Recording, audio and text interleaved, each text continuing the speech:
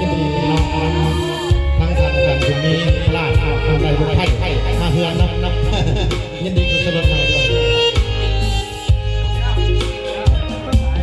เพียงสวรรค์นั้นน้อมเทแม่สมดังคำสมเสยเขาเอ่ยกันว่าเวียงเมื่อยามดังเมฆไหลลอยละล่องบ่เห็นหน้านวลน้องแล้วต้องส่วนให้อางามพอสีเนื้อใดใดสร้างผลบุญปางใดเสริมส่งเจ้างามน้องเห็นเพียงใดห้องหัวใจจะวางบ่อายขาดผู้สอนยามนอนแสนเศร้าสดใสน้องเวียงสวรรค์น้องเป็นเทพีขวัญเมืองแห่งนี้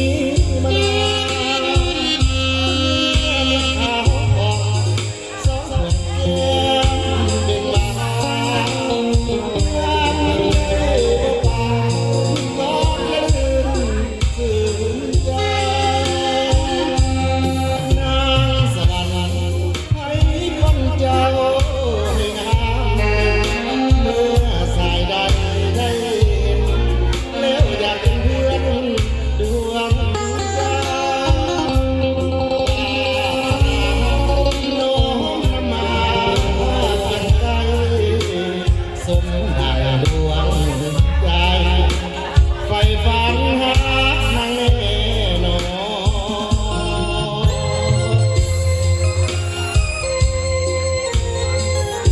มาทานร้านย่อยอาหารนะ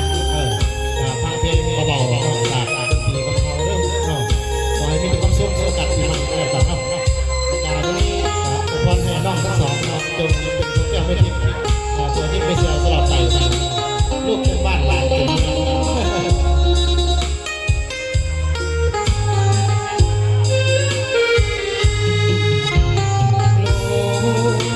น้องเวียงสวรรค์คนดีน้องเป็นเทพีขวัญเมืองแห่งนี้มานานเดินทางผ่องสองดวงแก้มเป็นบานยามนี้บ่ปานนอนละลืนสื่นใจนางสวรรค์ให้พ้นเจ้าให้งามเด่นแม่นสายใดได้เห็นแล้วอยากเป็นเพื่อนดวงใจวาสนาที่น้อมนำมาเคียงใจสมดังดวงใจไฟฝันหานางแน่นอน